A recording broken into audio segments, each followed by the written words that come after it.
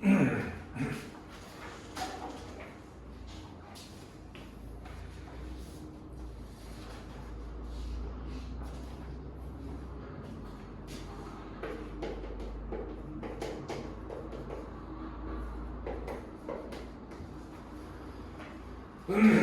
일단 국문제 6번 문제 잠깐 같이 한번 보자. 문제를 보면 이제 기억에 들어가요.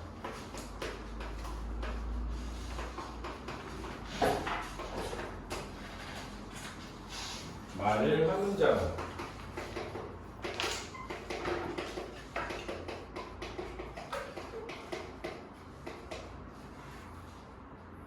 네, 여기서 이제 문장이라는 말의 단위는 마침표 단위거든.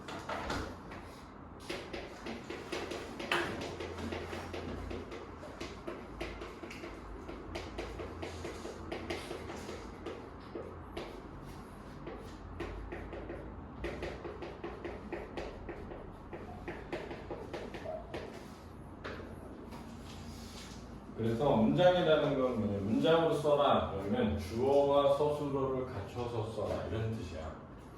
근데 하나의 문장으로 써라 그러면은 주어와 서술어를 하나를 써라 아니라 하나 이상을 써라 이런 뜻이야. 이해되지? 그러니까 하나의 문장 안에 주어 서술어가 여러 개일 수 있어. 아는 문장도 있고 이어진 문장도 있고. 그러니까 아는 문장이나 이어진 문장을 써도 되나? 써도 된다. 근데 마침표는 한 개인 거. 하나의 문장이니까. 이해됐지? 그 다음에 이제 기억에 들어갈 말이니까 선생님이 뭐라 그러냐면 기억에 들어갈 말은 그렇지? 그 조건이 앞에 있을 수도 있고 뒤에 있을 수도 있다. 그렇지? 우리가 이걸 푼지 좀 됐기 때문에 약간 읽어가면서 해볼게. 이거는 자 봐봐. 이제 기억 있는 부분을 보면 하지만 칸트는 다음과 같은 점에서 미와 순고가 서로 구분된다고 보았다 그랬잖아. 그러니까 첫 번째 조건은 뭐냐면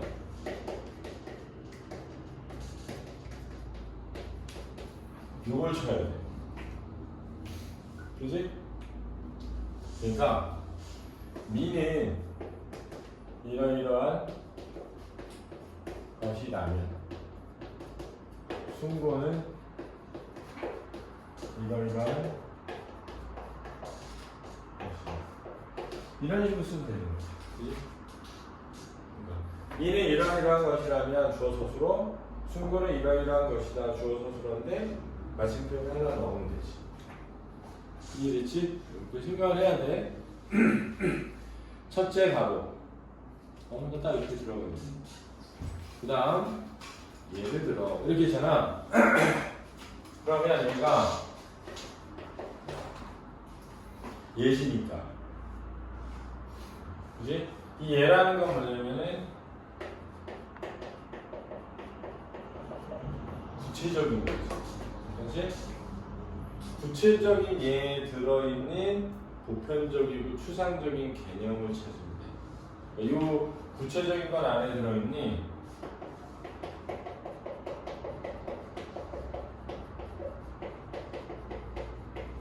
이 보편적 개념을 찾아서 넣으면 되는 거지. 그지? 멀리서 산을 바라볼 때 그 대상은 산이라고 하는 감각적 형식으로 드러나며 이러한 형식에서 우리는 아름다움을 경험한다. 그랬거든. 자, 멀리서 산을 볼 때, 산 구체적인 거지. 그렇지? 이 산은 감각적인 형식으로 드러난다. 이게 보편적 개념이지. 그지? 이러한 형식에서 우리는 아름다움을 경험한다. 그러나 안개에 가려진 봉우리 밑에 서서 거대한 산의 일부만 바라볼 때는 대상 전체의 형식이 쉽게 상상되지 않는다. 자,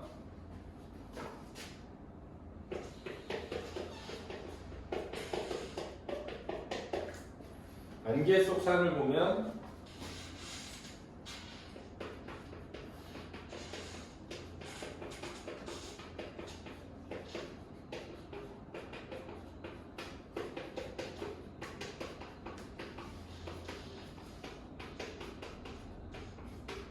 이렇게 돼 있잖아. 되니? 그러면 쌤이 생각할 때는 얘와 얘가 지금 이렇게 돼 있잖아. 지금. 그지? 이해됐지? 그럼 만약에 얘가 미고 얘가 순고면 미는 이러한 것이고 순고는 이러한 것이다. 이렇게 넣으면 되지. 그지? 됐어?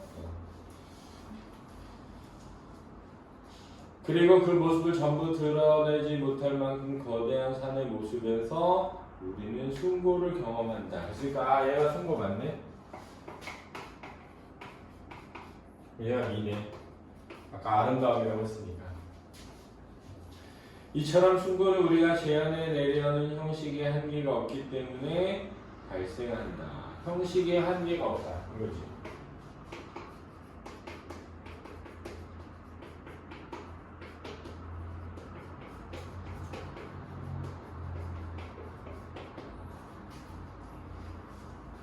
즉 한티에 따르면 순고에서 경험되는 무형식성은 감각적 형식의 부재가 아닌 우리가 표상할 수 있는 형식적 한계의 부재를 의미한다. 그래서 무형식성이고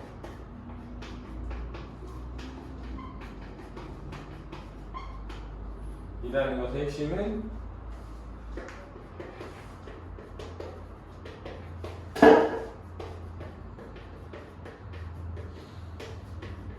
이건 절대 안 되는 거야. 그렇지? 이게 아니라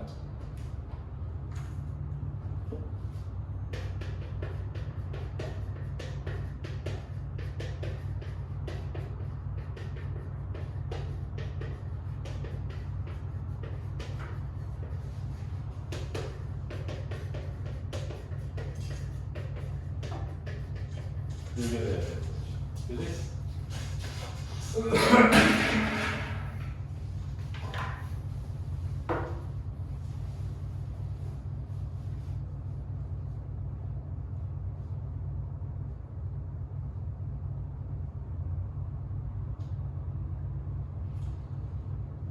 그래서 넣으려면 얘 아니면 얘 아니면 얘 아니면 얘 해서 넣어야 돼.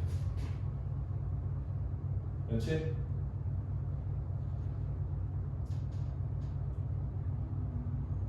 됐니?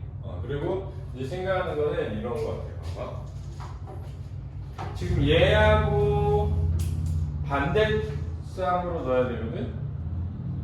그치? 그러니까 감각적 형식으로 드러난다 라는 쌍으로 넣으려면 이것으로 드러나면 이것으로 드러난다 이렇게 돼야 될 것 같거든. 근데 이것으로 드러난다 라고 하려면 여기에 맞는 말은 얘가 맞을 것 같아. 쓸 때 얘는 감각적 형식으로 드러나며 얘는 무형식으로 드러난다 이렇게 쓰면 될 것 같아. 왜냐면 이게 지금 쌍이 드러나는 것이라면 순고는 드러나는 것이다 이렇게 쓰는 게 좋겠거든. 그치 언니? 그러니까 드러나지 않는 것이다 이렇게 써도 돼. 감각적 형식으로 드러나지 않는 것이다 이렇게 써도 되거든. 근데 이게 무슨 문제가 있냐면 봐봐. 만약에 A가 있고 B가 있고 C가 있다고 해볼게. 얘가 만약에 무함이야. 무함이. 얘가 순범이고 얘가 비장이라고 해볼게. 그리고 하나는 골개미도 있거든. 응? 이게 4대 미적 범주야. 개념적으로 설명하면 미적 범주 4가지가 있거든. 무함이, 순범이, 비장이, 골개미. 근데 여기서 지금 이 B가 이거거든. 무함이거든. 이해됐어? 그러니까 감각적 형식으로 드러나는 것이 무함이란 말이야? 그럼 그러지 않은 것이다 그러면 얘네가 될 수도 있잖아. 그지? 얘가 아니라. 그러니까 너네가 쓸 때 얘를 찾았어. 그럼 얘는 무엇이다? 가 더 적절하다는 거야. 무엇이 아니다. 라고 해버리면 이 무함이가 아닌 것은 하나만 있는 게 아닐 수 있잖아. 실제로는 무슨 얘기 알겠지? 논술을 쓸 때 내가 A는 뭐고 B는 뭐다 이렇게 쓰려고 하는데 A는 뭐고 B는 A가 아니다. 와 A는 뭐고 B는 뭐다는 같지 않다는 걸 이해해야 돼. 그렇지? 그 말 자체가 틀렸다는 게 아니라 그렇지? 안진우는 안진우고 나머지는 안진우가 아니다. 맞지? 근데 박세현은 안진우가 아니다. 맞지? 근데 박세현은 박세현이다가 더 적절하다는 거야. 그렇지? 왜냐면 박세현은 안진우가 아니라 안진우가 아닌 것은 박세현만 있는 게 아니기 때문에. 그렇지? 그런데 이제 정답은 미는 형식을 가진 대상에서 경험되고 순고는 무형식의 대상에서 경험된다가 정답이었어. 미는 형식을 가진 대상에서 경험되고 순고는 무형식의 대상에서 경험된다가 정답이었거든. 선생님은 쓴다면 미는 감각적 형식으로 드러나며 순고는 무형식으로 드러난다 라고 쓸 것 같아. 그렇지?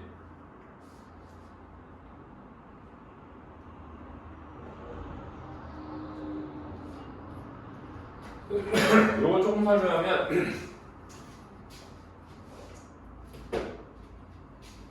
감각적 형식의 부재가 아니다. 이 말은 뭐냐면 안개 속에 있는 산도 있는 거야. 그렇지? 감각적 형식이 있는 거야. 됐니? 감각적 형식이 없어서가 아니라 우리가 그것을 담을 수 있는 어떤 틀이 없다는 거야. 그러니 인식의 틀. 알겠지? 우리가 그걸 한 번에 다 보지 못하는 어떤 것? 실제 있어. 있는데 그걸 우리가 한 번에 다 볼 수가 없어. 그러면서 느끼는 거야. 그래서 이렇게 말한 거야. 그렇지? 자, 그 다음에 니은에 들어갈 말을 윗글에서 찾아 한 단어로 쓰시오 그랬거든. 이거 똑같아. 구조는. 근데 이제 이거는 문제가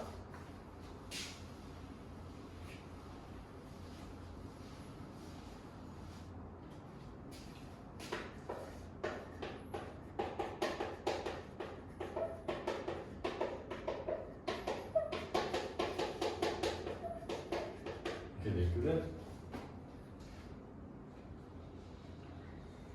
그러니까 단어가 한 개여야 된다는 조건이 있잖아. 그치? 그러니까 두 단어로 쓰면 안 돼. 그치? 조사도 단어야. 조사 붙여 쓰면 안 돼. 어간하고 어미는 써도 돼. 그거는 한 단어니까. 됐지? 자, 지금 이렇게 해야 돼. 잘 봐. 둘째, 미와 순고는 그것이 불러일으키는 감정이 다르다. 여기 중요하다. 그렇지?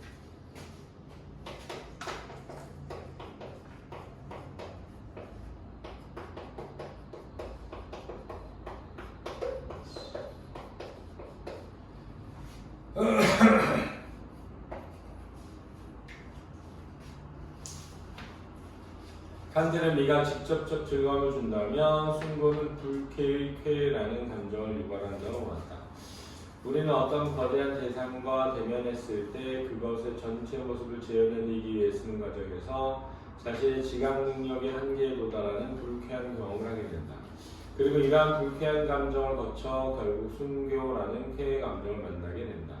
즉 하나로 파악해낼 수 없는 거대한 대상에 대한 압도의 경험은 1차적으로 그 대상에 대한 반발을 유발하지만 이러한 반발을 매개로 오히려 대상에 대한 이끌림을 경험한다. 이러한 점에서 칸트는 순고에서는 미에서 발생하는 고요한 간조라는 마음의 상태와는 다른 마음의 운동, 즉 니은이 발생한다고 보았다. 자,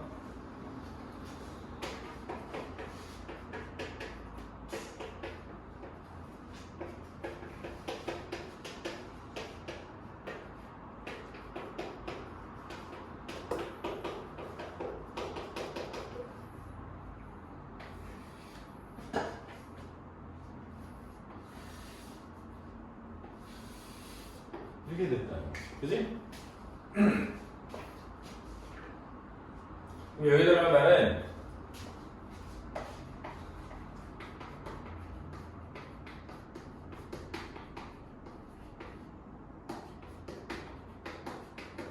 이해해야 돼. 그렇지? 근데 한 단어가 아니야. 그렇지? 고요하지 않은 감정. 그러면 저 세 단어야, 세 단어. 됐니? 야, 니네 진짜 이런 걸 말해야 돼. 여기 들어갈 말이 뭐지를 생각으로 막 답을 빨리 찾으려고 하기보다는, 저 과정을 거쳐서 찾아야 돼. 알았지? 그래야 정답으로 간다. 실제 시험에서는. 그럼 이제 밑에서 두 번째 문단 보자. 하지만 칸트는 순고가 형식적한 목적성을 갖기 때문에 오히려 이성적한 목적성을 갖게 된다고 보았다. 우리는 거대한 대상을 하나의 감각적 표상으로 재현하는 것에 실패하면서 불가능한 재현을 추동하고 있는 것이 바로 이성의 힘이라는 것을 깨닫게 된다. 숭고한 대상에서 무형식성이 표상되는 까닭은 전체에 대한 재현을 요구하는 이성의 총체성의 요구 때문이다. 따라서 칸트는 우리가 숭고를 판단할 때 대상 자체가 아니라 대상에 의해 유발된 우리 자신의 숭고함을 판단하는 것이라고 보았다. 숭고의 체험을 통한 감동이나 존경, 장엄함의 감정은 여기가 이제 포인트인 거야. 응? 잘 봐.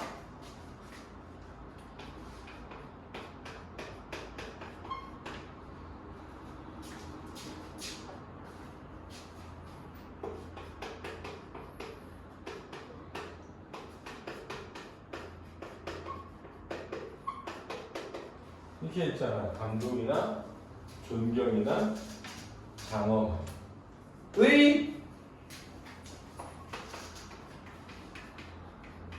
감정. 이렇게 됐잖아. 그래서 선생님이 생각할 때는 얘네 셋 중에 하나를 쓴다. 그치? 왜냐하면 감정이 다르다고 했는데 숭고함의 감정은 감동, 존경, 장엄함이잖아. 그치? 됐니? 그럼 이제 우리는 뭐 생각하면 돼? 요거 생각하면 되지. 이 세 개 중에 그치? 운동이 발생한다고 할 때 운동과 가장 가까운 걸 찾으면 돼. 그게 뭐니? 몰라? 동이잖아, 동. 뭐야? 감동이지. 감동. 감정의 운동. 어렵지? 박스 틀렸지? 너 뭐 썼어? 자, 그 안에서 찾았냐? 그 문장? 그랬어. 그렇지. 됐니? 이렇게 찾는 거야. 그러니까 이거 어렵지. 이 문제 진짜 어렵다.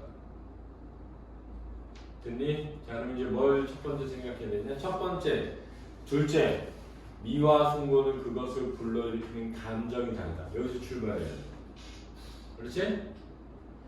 왜냐하면 그 A 앞부분에 보면 이러한 점에서 칸트는 숭고에서는 미에서 발생하는 고요한 간조라는 마음의 상태와는 다르니 그랬잖아. 그러면 마음의 상태인 고요한 간조와 다른 무엇을 찾아야 되는데 그게 감정이어야 되잖니, 그지? 근데 감정이어야 되는데 뭐지? 하는데 쾌 찾았다고 해볼게. 불쾌, 쾌, 불쾌 위한 쾌. 근데 한 단어니까 불쾌를 쓸까 쾌를 쓸까라 그냥 그래 결국은 쾌니까 쾌라고 쓰자 했을 수 있잖아. 그런데 그 뒤에를 읽다가 이 감정 세 가지 나온 부분을 꼭 봐야 돼. 내가 볼 때는 감동 쓰면 100점 주고 나머지 쓰면 50점 줬을 거야. 알았지?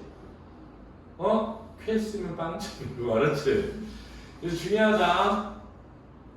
다음 보기에는 불쾌라는 감정이 유발되는 과정을 설명한 것인데 B와 C에 들어갈 말을 이 글에서 찾아서 쓰시오 이렇게 돼 있거든. 방랑자는 바위 절벽 위에 서서 안개바다에 가려진 산의 장엄함에 압도당한다. 거대한 산 전체를 쉽게 상상할 수 없기 때문이다. 대상의 무형식성으로 인해서 형식을 포착하려고 하지만 결과적으로는 뭐에 부딪힌다. 이 부딪힌다가 중요해요. 그렇지? 왜냐면 부딪힌다라는 형식에 어울리는 말을 넣어야 돼.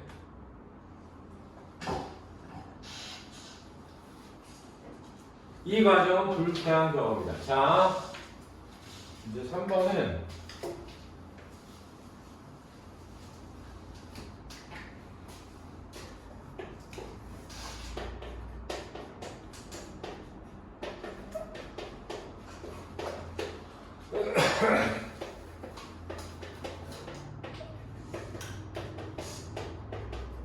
왜냐하면 해봐. 그래서 이 과정의 이가 이거거든. 그 앞에 거. 요거거든. 그러니까 나는 이렇게 생각해. 얘 말에 어울리는 걸 찾아야 되니까 얘랑 비슷한 말 찾아야 되고 그 뒤에 얘가 나오는 거 찾아야 돼. 어? 근데 딱 보면 세 번째 문단에 보면 셋째 줄 그러니까 우리는 어떤 거대한 대등과 대면할 때 그것의 전체 모습을 재현해내기 위해 쓰는 과정. 이게 그거거든. 형식을 포착하려고 하지만이 애쓰는 과정이거든. 자신의 지각 능력의 한계에 도달한다. 잘 봐.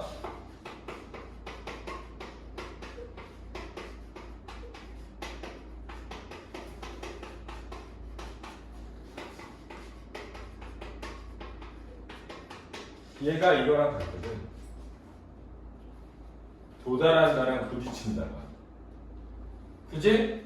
도달하는 무슨 경험? 불쾌한 경험. 결부도 있거든. 그래서 여기에 들어갈 말이 그거야. 불쾌한 경험 앞에 있는 지각 능력의 한계. 이 과정은 불쾌한 경험이다. 하지만 이렇게 불가능한 것을 상상하려고 하고 그 한계를 이해하려는 것. 결국 우리 안에 있는 뭐라는 것을 깨닫고 쾌의 감정을 만난다. 이렇게 돼 있거든. 근데 여기서 쾌의 감정을 만난다라고 하는 부분 있잖아. 그 쾌의 감정이 숭고거든. 그치? 그러니까 그리고 이러한 불쾌한 감정을 거쳐 결국 순결한 쾌의 감정을 만난다라는 뒷부분이거든. 어? 다시 세 번째 문단에 불쾌한 경험을 하게 한다. 이 뒤에 그리고 이러한 불쾌의 감정을 거쳐 결국 숭고라는 쾌의 감정을 만난다. 여기도 보면 오른쪽에 쾌의 감정을 만난다 이랬잖아. 근데 그 앞에 있는 내용에 대응하는 게 여기 없어. 이해됐어? 그것도 찾아야 돼. 됐니? 그게 이제 어디 있냐면 밑에서 두 번째 하지만 여기 있거든. 봐봐.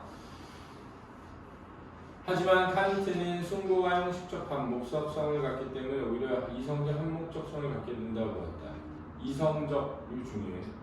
우리는 거대한 대상을 하나의 감각적 표상으로 재현하는 것에 실패하면서 이게 그거야. 실패하면서 이게 결과적으로 한계에 부딪힌 거야. 알았지? 불가능한 재현을 추동하고 있는 것이 바로 이성의 힘이라는 것을 깨닫는다. 여기 이성의 힘에다가 밑줄 봐봐. 그 다음 밑으로 세 줄 내려서 숭고의 체험을 통한 감동, 존경, 장엄함의 감정은 대상을 매개로 우리 안에 있는 이게 중요하다. 밑줄 봐봐. 우리 안에 있는 이성에 대해 느끼는 이게 중요하다. 왜냐하면 문제를 보면 이렇게 돼 있어. 우리 안에 있는 니은이라는 것을 깨닫고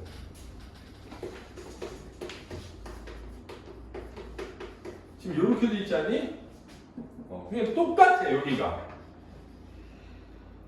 여기 들어갈 말은 뭐여야 돼? 무조건 이성이어야 돼. 그렇지? 근데 정답은 이성의 힘이었어. 왜? 그 위에 있는 이성의 힘이라는 것이라는 데에서 끌어온 거야. 알았지?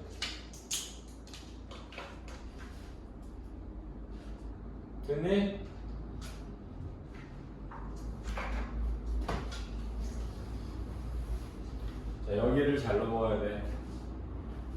여기 어렵다. 전체 박스에 몇 개나 맞았어? 마지막 거. 첫 번째 것도 틀렸어? 상식적이지 않은 그냥 그렇게 A가 아니다 그런. 그렇게 썼어? 쓰지 않았다. 네, 그게 제일 쉽게 빠지는 거. 7번 가보자. 7번.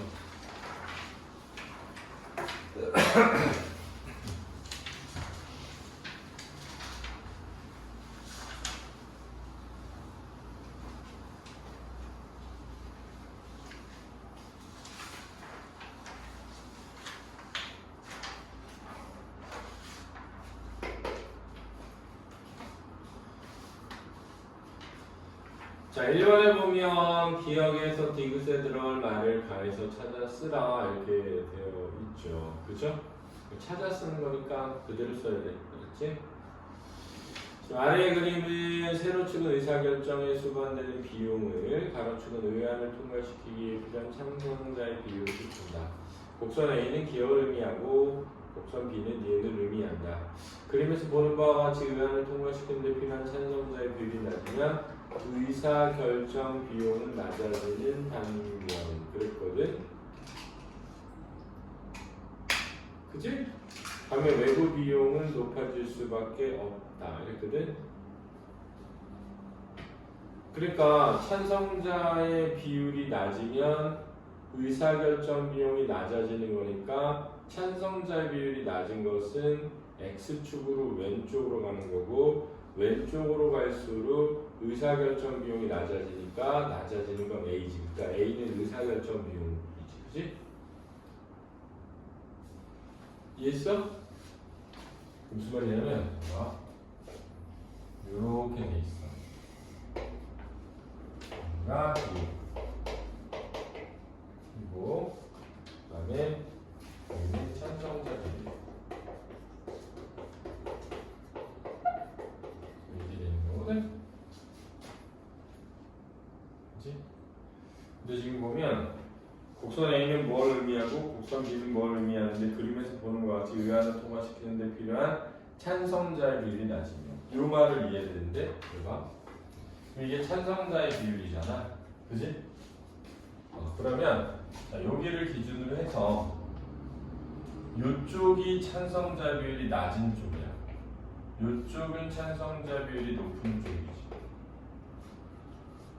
그지? 그러면 찬성자 비율이 낮으면은 요렇게 가면 요 뜻이야. 그지? 됐지? 그 다음에 의사결정 비용이 낮아지는 방면. 자, 의사결정 비용을 여기서 기준으로 보면 요쪽이 높은 거야. 요쪽이 낮아지는 거지. 그러니까 얘는 요렇게 가야 낮아지는 거지. 그지? 그렇지 않니? 그러면 예를 들어서 점을 3개를 요렇게 잡아서 하면 여기가 처음, 중간, 끝이라고 이렇게. 그럼 얘도 처음, 중간, 끝 이렇게 되는 거잖니? 그러니까 처음하고 처음을 요렇게 연결하면 여기잖아. 중간하고 중간을 요렇게 연결하면 여기잖니? 끝하고 끝을 이렇게 연결하면 여기잖아. 그러니까 이렇게 그려지는 거야.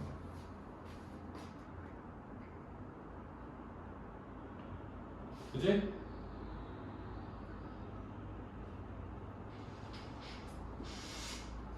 됐니? 그 다음에 외부 비용은 높아질 수밖에 없다 이렇게 됐잖아. 그지? 그러면 외부 비용이니까 높아질 수밖에 없다니까 요렇게 오는 동안에 얘는 요렇게 가야 돼.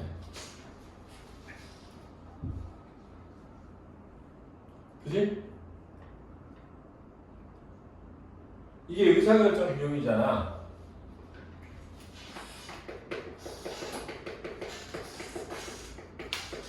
그럼 이제 잘 봐. 다시 해볼게. 자, 요렇게 그림이 있는데 찬성자의 비율이 낮아지면, 그러니까 여기 처음 A라고 해볼게. 중간, 끝 이렇게 돼 있다. 외부 비용은 뭐 해준다? 높아진다. 이랬잖아, 그지? 그러니까 외부 비용은 여기서 A, B, C 이렇게 되잖아, 그지? 그렇지 않니? 그러면 여기서 A끼리 연결하면은 여기야, 이렇게 되는 거지. B끼리 연결하면 여기야, 이렇게 되는 거지. C끼리 연결하면 여기야, 이렇게 되는 거지. 그러니까 이렇게 돼야 돼. 이게 외부 비용이 돼야지. 그렇지 않니? 그러니까 지금 여기다 덮었으면 요렇게 그려져야 돼. 근데 지금 이게 A잖아, A. 그렇지 않니? 지금 이게 B잖니, B. 이게 외부 비용이 이렇게 되는 거지. 됐니?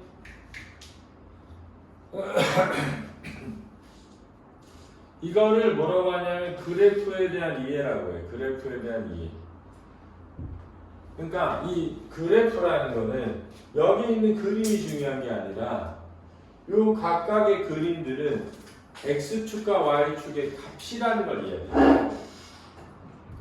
그래서 x축의 값과 y축의 값이 어떻게 변화하는지를 이 표 안에다가 표시할 줄 알아야 돼.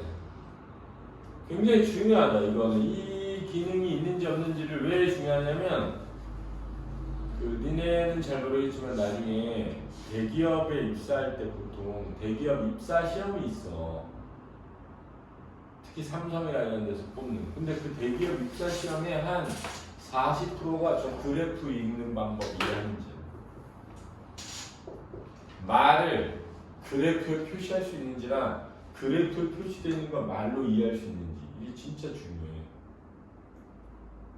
그래서 다시 얘기하면 봐봐. 곡선 A는 기업이고 곡선 B는 니은인데 그림에서 보는 것 같이 위안을 통과시키는데 필요한 찬성자의 비율이 낮으면, 그러니까 X축을 왼쪽으로 오면 의사결정 비용이 낮아지니까 의사결정 비용은 둘이 같잖아. 낮으면 낮아지니까 정비례잖아, 그지? 외부 비용은 높아진다. 반비례잖아, 그지? 그래서 일반적으로 이게 정비례고 이게 반비례야. X축이 커지면 Y축도 커지는 게 정비례고 X축이 커지면 Y축이 작아지는 건 반비례란 말이야. 그러니까 이게 정비례 그래프, 이게 반비례 그래프. 이해됐지? 반대. 그래서 A와 B의 값이 합의되는 최소가 되는 점에서 지정하게 되면 이때 찬성자 비율이 최적 찬성자의 비율이 되는데, 그러니까 최적 찬성자가 들어가야지. 디귿에. 이해됐니? 그래서 최적 찬성자 비율이 디귿이 되는 거야. 이해됐어? 그러니까 요거랑 합친 거야. 얘랑 얘를 합친 거야. 그럼 여기지. 얘랑 얘를 합쳐도 여기야. 예를 들면. 근데 여기 요렇게 만들어요. 합의. 얘 더하기 얘 값 더하기 얘 값. 이렇게 하면 여기 이만큼 올라가잖아. 요만큼 올라간 만큼 요만큼 올라가야 되거든. 이게 2배가 돼야 되거든. 그래서 이렇게 만들어지는 거야. 알았어?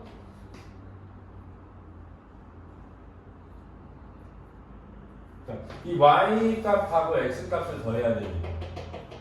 여기가 만약에 10이야. 근데 여기에 0이야. 그럼 10 더하기 0은 10이지. 여기도 똑같잖아. 그렇지 않아? 근데 여기가 만약에 뭐 4야. 4 더하기 4면 8이잖아. 그러니까 이렇게 되는 거야. 이렇게 되는 거야. 이해됐지? 이렇게 만든 거야. 지금 A 더하기 B가 그렇게 해서 만들어진 거야. 됐니? 두 개의 값을 합친 값으로. 그 다음은 리을에 들어갈 말을 한 단어로 찾아 써라 이렇게 돼 있거든.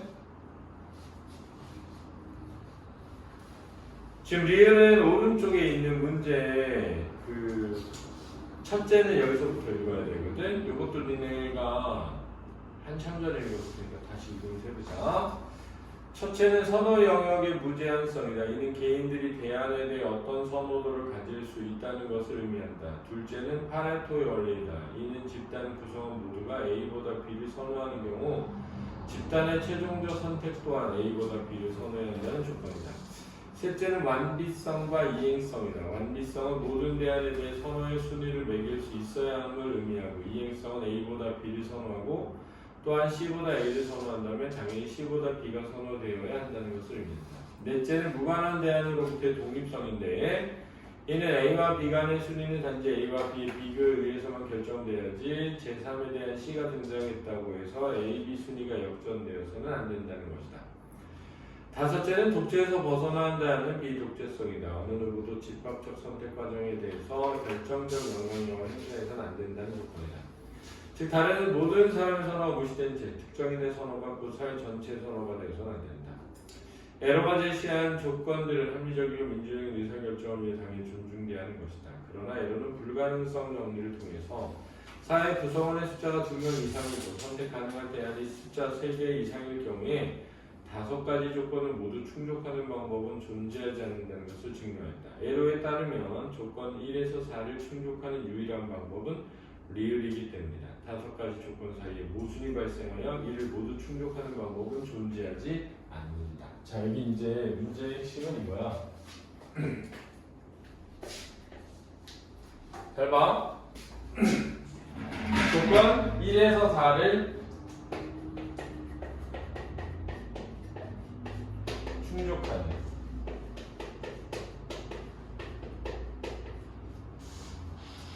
그지? 유일한 방법은 리을이다.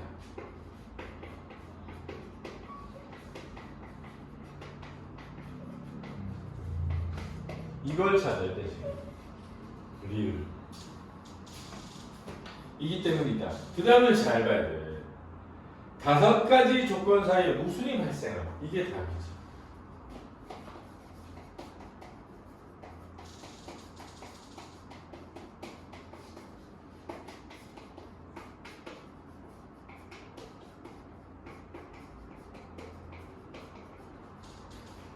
그럼 여기가 답이지. 그지? 그러면 이게 이렇게 되는 거야. 잘 봐.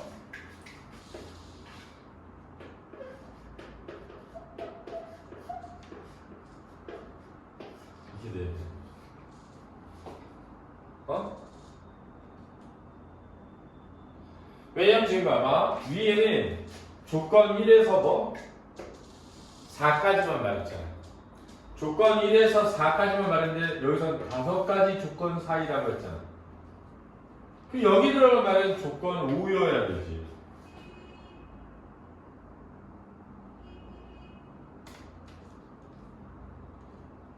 예를 들어 지금 여기 5명 있어.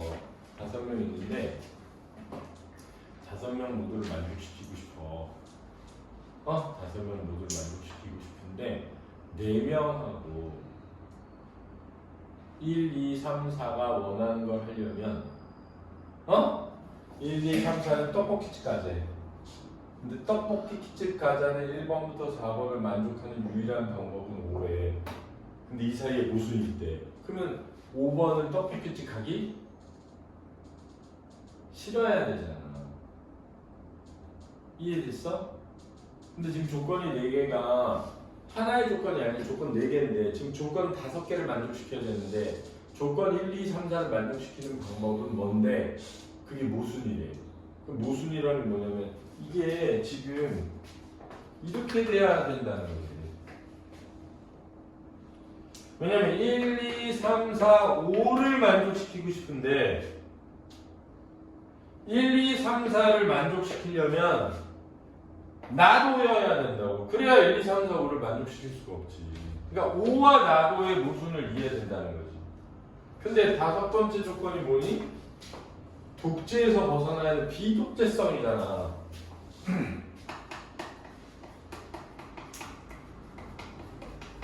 그럼 낫을 붙이면 뭐가 돼야 돼? 답은?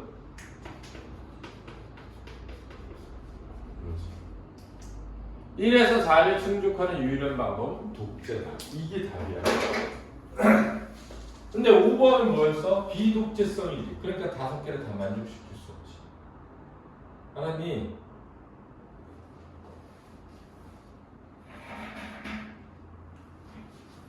응?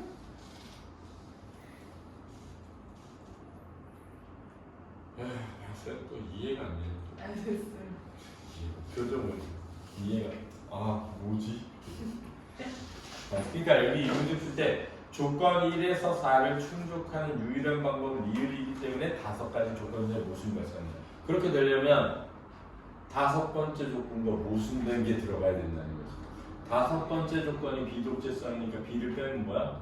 독재성이니까 답이 독재가 돼야 된다는 거야. 자, 그 다음에 3번 보기와 A, B에 들어갈 말을 위클에서 찾아 쓰라 그랬는데 만장일치제에 의한 통과를 위해 투표 전원의 동의를 요구하는 표결 방식이고 어떤 의안에 대해 반대하는 사람이 하나도 없다는 것은 그 의안이 모든 사람에게 만족스러운 결과니까 최적인 것은 당연하다. 이러한 이유로 많은 표결 방식 중 만장일치제 방식이 가장 바람직하다고 주장하는 사람들이 있다. 하지만 투표자가 많을수록 투표자 전원의 합의를 이끌어내는데 많은 시간과 노력이 소요될 수밖에 없기 때문에 자!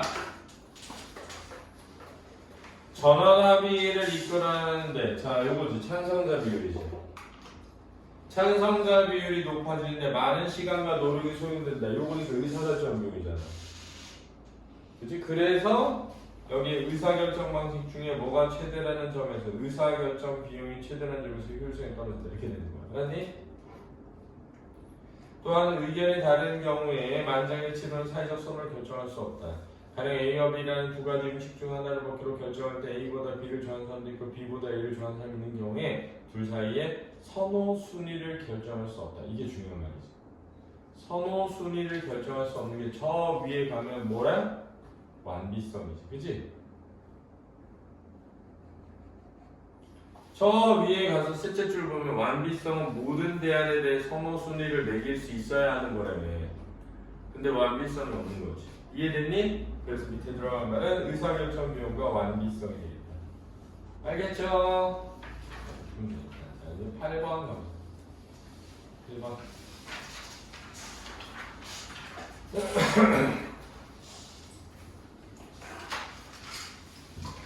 자, 이거 성형대 거 다음 거 할 건데 나눠줄까?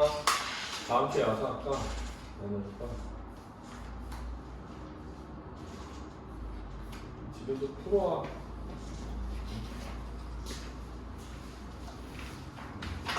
밥도 있어.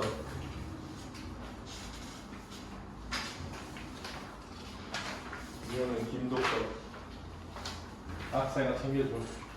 절친이 중등부터 6년 전. 자, 문제 8번 보면 밑글 바탕으로 보기의 시를 이해할 때 기억과 니은에 대응하는 시어를 찾아서 써라 하는데 즉자 존재와 대자 존재야. 두 번째 문단에 사르트르는 존재 영역을 즉자 존재와 대자 존재 두 가지 유형으로 생각했다. 먼저 즉자 존재는 타자로 인한 의식의 변화 가능성이 없는 존재이다. 즉 즉자 존재는 돌멩이 같은 삶으로 의식이 없으니 자신의 질문을 던질 수도 없고 긍정이나 부정을 판단하거나 타자 관계를 맺을 수도 없다. 여기 중요한 건 관계를 맺을 수 없다라는 말에 이 관계를 맺을 수 없다가 사실은 관계를 맺기 전이야. 따라서 무언가 미치고 갈 틈이 없기에 고정적이다. 반면 대자 존재는 고정될 수 없는 존재로 계속 변화하여 본질적인 자유와 초월을 의미한다. 자유와 초월의 힘을 의식을 가질 수 있을 때 의식이 있을 때 가질 수 있다. 의식을 지닌 인간은 끊임없이 자신을 규정하려고 한다. 그러나 고정될 수 없는 존재인 대자 존재로서의 인간은 자신을 분명하게 규정할 수 없다. 대자 존재로서의 인간은 의식을 가지고 자신을 소개시키며 스스로를 넘어선다. 스스로를 넘어서는 것을 초월이라고 하는데 초월의 이러한 초월을 경험한 인간은 자신이 선택해갈 수 있음을 깨달음. 여기서 스스로를 넘어선다가 초월이고 자신이 선택하는 게 자유야. 그래서 자유가 들어가는 거야. 됐니? 앞에 나와 있는 말과 같은 말이야. 이건 어렵진 않다. 근데 이제 문제 시에 보면 김춘수의 꽃이잖아. 근데 개인적으로 생각할 때 이 김춘수의 꽃에 있는 몸짓 있지, 몸짓. 이게 답이 몸짓이랑 꽃이거든? 즉자 존재가 몸짓이고 대자 존재가 꽃이야. 근데 선생님이 이거 풀 때 그냥 여기서 대비되는 게 두 개밖에 없어. 몸짓이랑 뭐? 꽃. 하나의 몸짓에 지나지 않는다. 그 이름을 불러줬을 때 꽃이 되었다 했잖아. 그러니까 대비되는 게 몸짓이랑 꽃이라서 몸짓이랑 꽃을 넣어야 돼. 알았지? 근데 사실은 몸짓이 꽃이잖아요. 여기서는 시에서는. 왜냐면 몸짓인데 그걸 불러서 꽃이 된 거니까. 그러니까 엄밀히 말하면 몸짓도 대자존재야. 근데 이 답을 도출하기 위해서는 몸짓이랑 꽃을 넣을 수밖에 없다. 알았지? 그래서 답이 그렇게 되겠다. 위크를 내용 토대로 미음에 들어갈 내용의 100자 이내로 써라. 근데 이거는 이제 길게 쓰는 거여가지고 미음에 있는 걸 보면 자 사르트르는 나와 타자가 갈등하지만 타자는 나와 내가 미처 모르는 나를 연결하는 중재자 역할을 한다고 보았다. 타자를 보면 타자는 나를 보면서 나에 대한 이미지를 만드는데 이 이미지는 타자의 시선으로 확인할 수 있는 내 존재에 대한 근거라고 할 수 있다. 사르트르의 주장에 따르면 인간은 타자의 시선을 통해 자신을 살피고 특성을 파악해야 한다.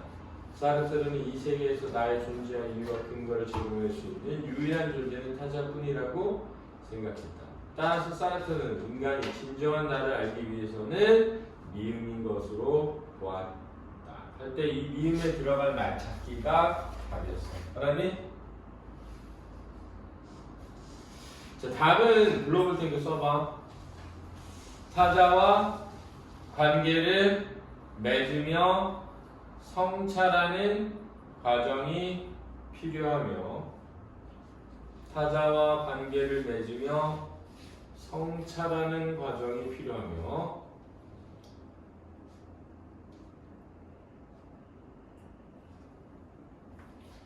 자아의 존재 근거를 제공해주는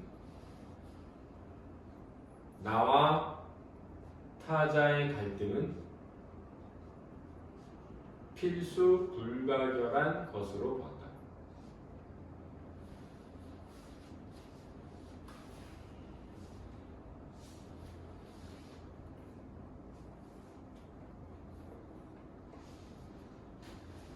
자, 근데 이게 어딨냐면 마지막 문단 다시 한번 볼게. 사르트르는 나와 타자가 갈등하지만 갈등이 밑줄 그어봐. 나와 타자, 내가 모르는 나를 연결한 중재. 타자는 나를 보며 나에 대한 이미지를 만드는데 이 타자의 시선 확인할 수 있는데 내 존재 근거를 주고 할 수 있다. 사르트르의 주장에 따르면 인간은 타자의 시선을 통해 자신을 살피고자 타자의 시선을 통해 자신을 살피고 주고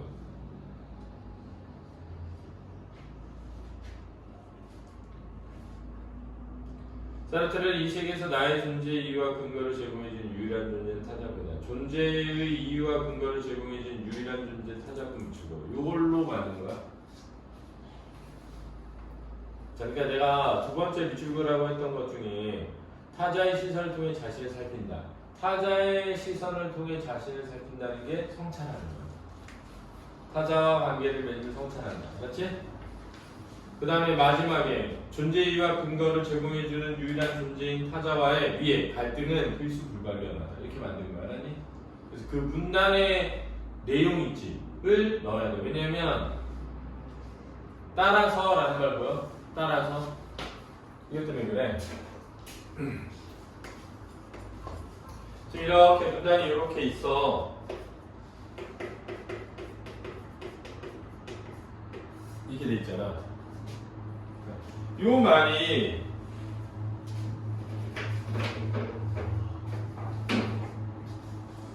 요 앞에 있는 것의 결과여야 돼서 그래. 그래서 이 답을 만드는 근거를 보면 여기 있는 말 중에 그게 몇 개 들어간다로 답에 정답을 줬어. 그렇지? 그 문단을 요약한 거야. 따라서가. 그러니까 위에 있는 거는 정확히 답이 나올 거고 이 마지막에 답이 도출되기 쉽지 않잖아. 그래서 자, 국민대를 내가 가려고 해. 그러면 잘 들어. 내가 시험을 본다. 그럼 제일 먼저 수학을 풀어. 알았지? 그래서 확실히 아는 것만 풀어. 확실히 아는 것만. 어려운 건 냅두고 일단. 그렇지? 근데 이제 국어를 풀어. 국어를 풀 때는 이걸 다 한 번에 다 풀어야겠다 이런 생각하지 말고 단답형을 다 풀어. 알았지? 이게 읽었던 걸 또 읽으면 시간이 또 걸리지 않을까? 그러니까 어차피 또 걸려. 알았지? 그러니까 단답형을 싹 풀어. 알았어? 그리고 장답형을 풀라고. 그러니까 내가 수학을 풀었어. 근데 수학을 풀 때 시간을 정해놔. 내가 몇 분 안에 풀어야지. 근데 만약에 반대로 풀 거야. 그럼 국어를 단답형을 다 풀어. 알았지? 그 다음에 수학을 풀어. 그렇지? 그 다음에 국어 장답형을 풀라고. 알았니? 근데 이때 국어 장답형이 몇 문제인지를 확인해봐. 그래서 몇 문제야. 그러면 그 몇 문제를 풀기 위해서 몇 분 안에 해야 되는지 해야 돼. 근데 이게 왜 그러냐면 장답형을 풀다가 시간이 많이 걸리잖아? 그럼 뒤에 다 망쳐. 알았지? 절대 그렇게 하면 안 돼. 그러니까 무조건 자 순서는 내가 문과야. 국어가 중요하잖아? 국어 단답형을 무조건 풀어. 그래서 안전점수로 풀어야 돼. 알았지? 근데 국어 장답형인데 바로 보여. 그럼 푸는데 웬만하면 그냥 국어 단답형만 먼저 다 풀어. 지문도 읽고. 알았지? 그 다음에 수학을 풀어. 그 다음에 국어 장답형을 푸는데 자 이때 국어 장답형이 몇 문제인지 알아야 몇 분 정도를 남겨놔야 되는지 알잖아. 그리고 국어 단답형은 원래 빨리 풀려야 되는데 근데 국어 단답형이 빨리 안 풀린다. 그럼 넘어가야 돼. 알았지? 모르는 거 넘어가야 돼. 근데 막 이럴 수 있잖아. 국어 단답형부터 넘어왔어. 그러면 이제 그때 어떤 생각이냐면 나만 어려운 게 아닐 것이다. 이제 이걸 생각해. 국어 단답형도 잘 안 풀렸어. 막 어려워가지고 막 못 찾겠어. 시간 좀 걸린 것 같아. 그럼 그런 애들은 장답형까지 풀면 뒤에 아예 풀지 못할 거야. 알았지? 그러니까 멘탈 관리 잘하고 해야 돼. 알았지? 시간 금방 간다.